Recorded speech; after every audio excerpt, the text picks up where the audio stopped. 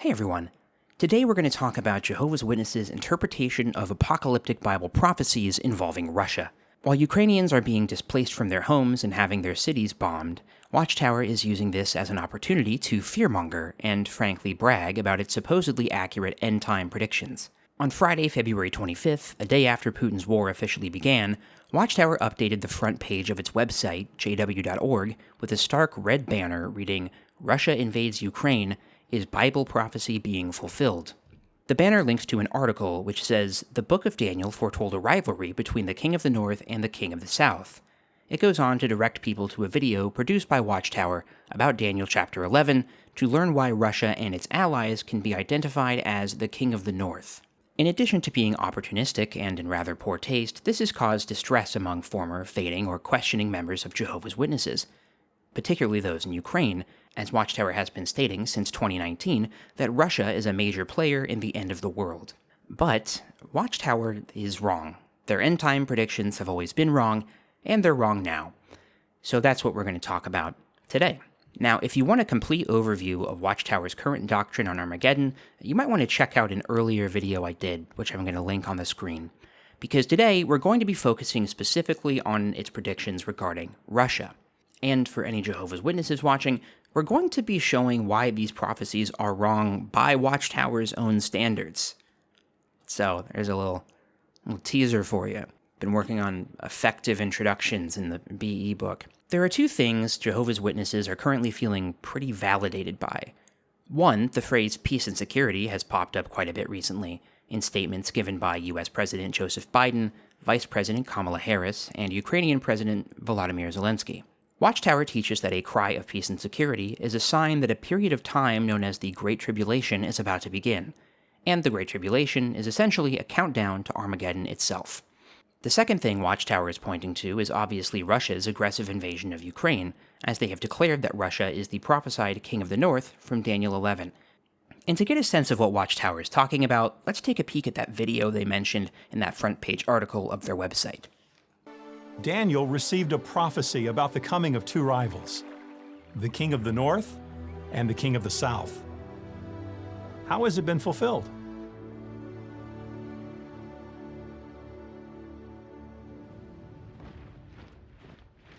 In the late 1800s, the German Empire became the King of the North. That government brought its power and heart against the King of the South with a large army. In fact, its navy was the second largest on Earth.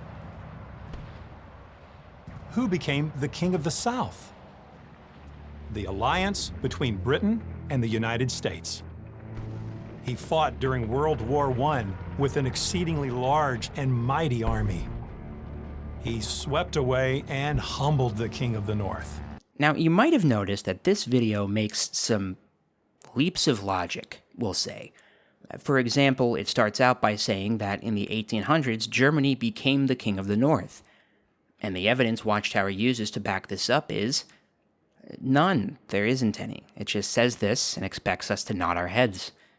The scriptural citations Watchtower presents say that both the King of the South and the King of the North had large armies, but that's a pretty broad statement that could apply to countless armies throughout all of human history. It's a pretty big leap from Germany had the world's second largest navy in the late 1800s to, therefore, the imperial state of Germany was prophesied in the Bible as engaging in a war with America and Great Britain. The framing of the conflict of World War II being a struggle between Germany and an alliance of two nations is also very wrong, insultingly wrong, really, like bafflingly, embarrassingly wrong. It is called World War II, after all, because Germany was not on its own. It was part of the Axis powers, which involved Italy and Japan, in addition to Germany and a bunch of other smaller nations. And Watchtower has left out about half of the allies, like France and the Soviet Union.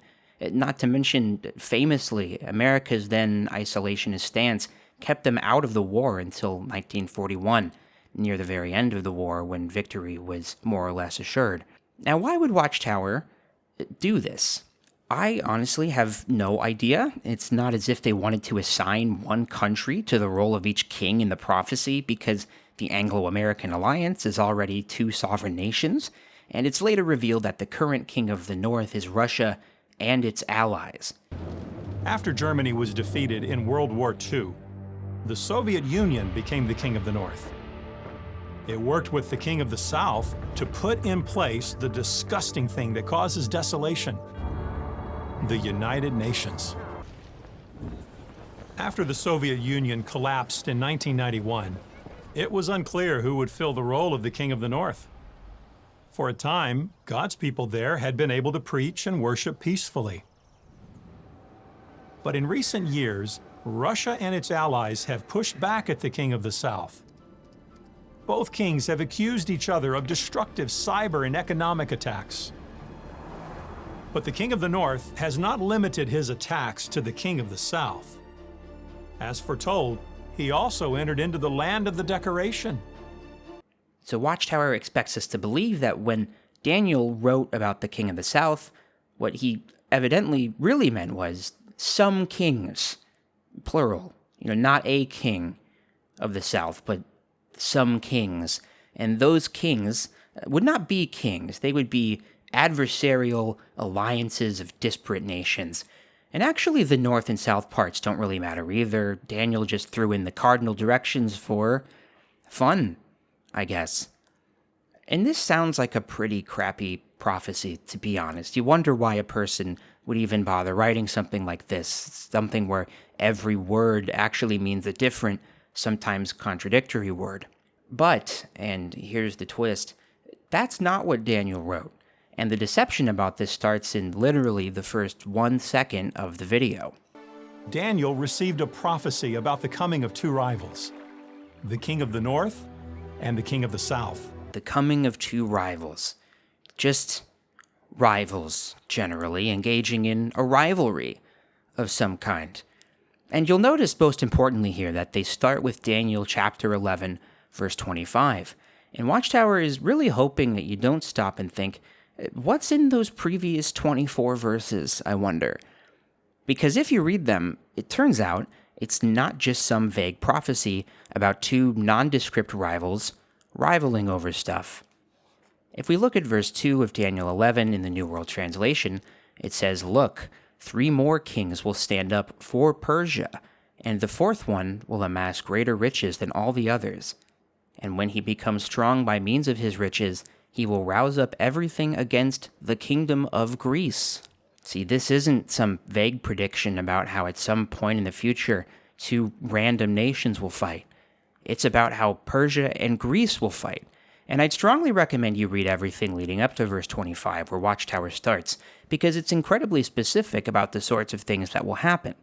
There's a daughter of the king of the south, and a prince, and in verse 8 it's revealed, "And with their gods, with their metal images, with their desirable articles of silver and gold, with their captives, he will come to Egypt. For some years he will stand off from the king of the north, who will come against the kingdom of the king of the south, but will go back to his own land." So Egypt is involved too. Makes a little guest appearance. So who becomes Egypt? Watchtower. Who is the prince and the daughter in this grand extrapolation of ancient texts? Why are only certain words in this prophecy secret codes for things in the year 2022? So you can see why Watchtower leaves out the context, because with the context, it's very clear who Daniel is writing about: Persia, Greece, and a guest appearance by Egypt. And this is absolutely critical. Daniel never says that the king of the north will somehow, over the course of decades upon decades, become someone else, let alone that it'll take the shape of 3 different nations who all just have the title of king of the north. In the late 1800s, the German Empire became the king of the North. After Germany was defeated in World War II, the Soviet Union became the king of the North. After the Soviet Union collapsed in 1991, it was unclear who would fill the role of the king of the North. For a time, God's people there had been able to preach and worship peacefully.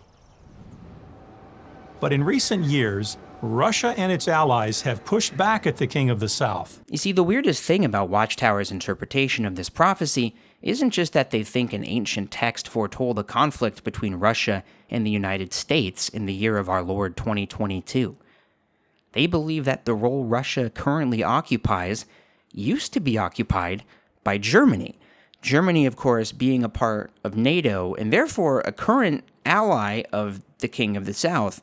So the old King of the North is now against the current King of the North, and I guess I would just encourage you to read the book of Daniel for yourself and see if you get the sense that any of that is meant to happen. The video starts out by saying that the Bible talks about some prophesied rivalry between two mysterious, metaphorical kings, when in reality, the Bible talks about Persia and Greece fighting for a while. And that's it. But that's not the sort of thing that scares people into joining or staying in your religion. And it's tempting to really take down this video meticulously. We could jump on the many leaps of logic, like how when Watchtower talks about the King of the North removing the constant feature, it means a limitation of the preaching work in Germany for a while. But that was not the end of the King of the North. He turned his attention to and then hurled denunciations against the Holy Covenant. He removed the constant feature by limiting the freedom of God's people to preach, imprisoning many, and even killing hundreds of God's anointed ones and their fellow workers. And we could point out that, for example, every other translation of the Bible, and even the New World Translation's footnote for this verse, renders constant feature as daily sacrifice or burnt offering, which makes it sound a lot less vague and would have made more sense for the Jewish audience at the time. And we could poke fun of the ridiculousness that Watchtower is asserting that when Daniel wrote constant feature, he really meant the preaching work of Jehovah's Witnesses in the late 1800s and early 1900s, and by constant, he meant limited. And we could even address the appalling anti-Semitism of the video, which reduces the Holocaust to an event which killed hundreds of God's anointed ones and their fellow workers, instead of an act of genocide which killed over 6 million Jewish people. Because, you see, Jewish people are not God's anointed ones, or their fellow workers, according to Watchtower. So the Holocaust, when you think about it, was really about Jehovah's Witnesses all along. But we're not going to do any of that. We're going to be charitable and act as if Watchtower is 100% correct about the biblical King of the North representing Russia and its allies today. Because even if we take that as a given, Armageddon is still not coming anytime soon by Watchtower's own standards. So Watchtower, unlike a lot of evangelical religions, doesn't just think that Armageddon is going to suddenly happen one day. It has a pretty specific series of events that it thinks must unfold in order for Armageddon to come about. And there's like a pre-Armageddon period and a lot of little provisos and bullet points that need to happen first. And the biggest thing that Jehovah's Witnesses like to point to is the cry of peace and security, a thing that they think is going to happen, which will signify that a period of time called the Great Tribulation is about to begin. Now, as I mentioned in the video I did about Armageddon, these are actually two completely separate concepts taken from completely different books of the Bible, which would have been written decades and decades apart. The phrase Great Tribulation come from Jesus' words in Matthew 24:21, and specifically in the New World Translation, by the way. It says, "For then there will be a great tribulation, such as not occurred since the world's beginning until now, nor, no, well, and I read it wrong, but you get the point." And then peace and security comes from 1 Thessalonians 5:3, which says, "Whenever it is that they are saying peace and security, then sudden destruction is to be instantly upon them, just like birth pains on a pregnant woman, and they will by no means escape." Now, Watchtower has kind of smashed these two things together into one prolonged event, which states that there will be a declaration from the world's governments of peace and security, and this will signify that a period of time known as the Great Tribulation is going to happen, and that period of time called the Great Tribulation eventually leads to Armageddon. But Armageddon is a separate period of time that is different from the Great Tribulation, and that's all a little confusing. But the important thing for Jehovah's Witnesses is that they're hearing the phrase peace and security a lot, and that makes them feel good because they're told by their leaders that that means that the end is coming soon. So why are they wrong about this? Because as I hinted earlier by saying it, they are wrong. While Watchtower itself admits that peace and security is a pretty common phrase that is just used a lot, and it's not all that interesting on its own. So they don't just teach that it's a thing that some politician will say. They have a pretty specific outline of what this will mean, what it will signify, and the world events that need to be taking place in order for this declaration of peace and security to actually mean that the Great Tribulation is coming. In the Watchtower Study Edition of October 2019, it says world leaders sometimes use similar expressions, meaning expressions similar to peace and security, when they talk about stabilizing relationships between nations. However, the announcement of peace and security that the Bible describes will be different. Why? When this happens, people may think that the world leaders have succeeded in making the world a safer, more secure place. But in reality, sudden destruction will follow as the Great Tribulation unfolds. So, the thing that's unique about this declaration of peace and security is that the majority of the world's population will actually believe it. And it's not just going to be something that's said by Kamala Harris in a speech one day. It's going to be said pretty much unanimously all across the world because people will think that we really have made the world a safer, more secure place. So, is that happening right now? No. Even before war broke out between Ukraine and Russia, people felt like, hey, if Armageddon's going to come anytime, it may as well come now, because the world was very scary and weird, and there was a pandemic. And this, you might know, if you're a Jehovah's Witness or an ex-Jehovah's Witness, is the exact thing that means Armageddon is not going to happen, because Jesus said that Armageddon would come like a thief in the night. And whenever people think it's going to happen, that's how you know it's not going to happen. For you yourselves know very well that Jehovah's day is coming exactly as a thief in the night. Jehovah's day refers to the period that will start with the destruction of false religion and culminate in the war of Armageddon. Like a thief in the night. In other words, unforeseen. Destruction will strike when least expected. Even true Christians who are in expectation may be surprised by its sudden start, but we won't be caught off guard. So, this is sort of the grand paradox with Jehovah's Witness theology. On one hand, they believe that you can't possibly predict when Armageddon's going to come, because it's going to come like a thief in the night. But on the other hand, we know exactly when the thief is coming because we have his schedule, and we may not know the day, but we know what he's going to be doing for a pretty long period of time leading up to that, so we'll be pretty sure when the thief is coming in the night. In any case, the reason why current world leaders are using the phrase peace and security is because they want it, and they don't have it currently. There are no cries of peace and security like, we have peace and security. They're saying, we used to have peace and security, and wouldn't it be nice to have that again? So, witnesses out there posting about this on Instagram and texting your disfellowshipped relatives, read the Watchtower. It disagrees with what you're saying. And even if we're super charitable and say that the cry of peace and security is in any way close to happening, the most important thing that Watchtower teaches regarding Armageddon is that the United Nations need to come together and make religion illegal worldwide.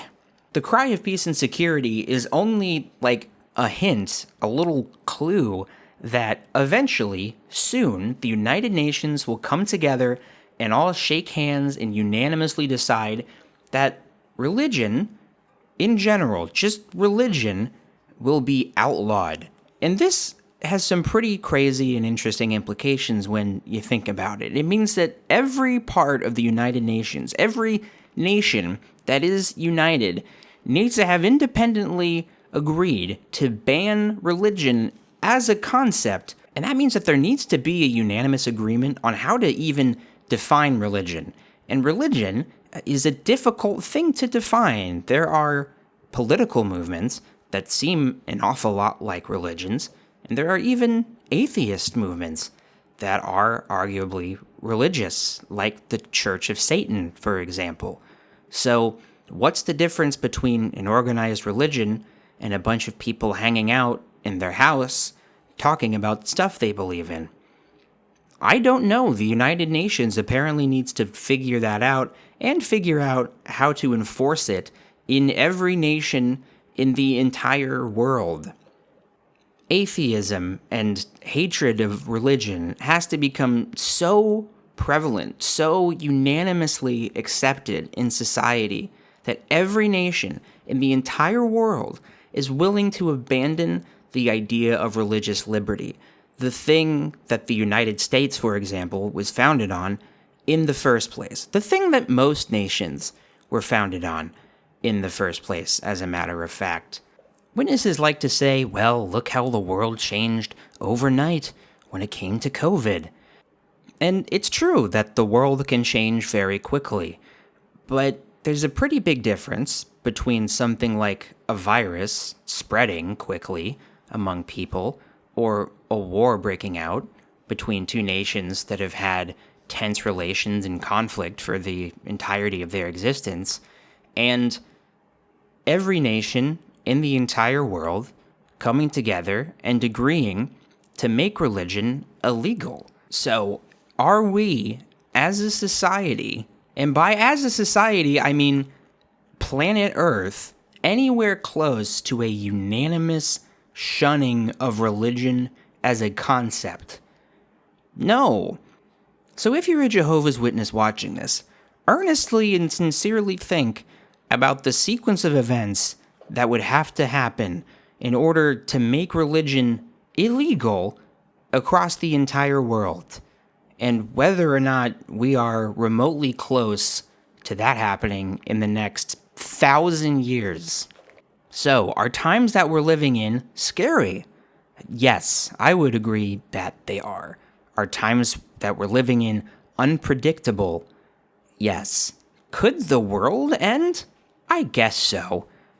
But is Watchtower's version of Armageddon, first of all, even possible? Second of all, anywhere close to happening? No, definitely not. And if they have any sense about them, they will get rid of this teaching as soon as humanly possible and pretend it never happened, because it is ridiculous and unbelievable and silly. So that's it. I'd like to thank my patrons for supporting my channel. I have a lot of new patrons this month, and that's really great. It's really, really nice to have people support the channel, and it absolutely makes it possible. I have a full-time job, but I like this to be my full-time job if possible. So if you'd like to see more videos like this, or you just want to chip in like $5 for me to get a cup of coffee, then yeah, think about it. And if not, then that's fine. I'll never know. I'll never know that you didn't sign up for it. Unless my legislation goes through and the United Nations comes together and unanimously decides to shun and ban anybody who doesn't subscribe to my Patreon. But no matter what form the proclamation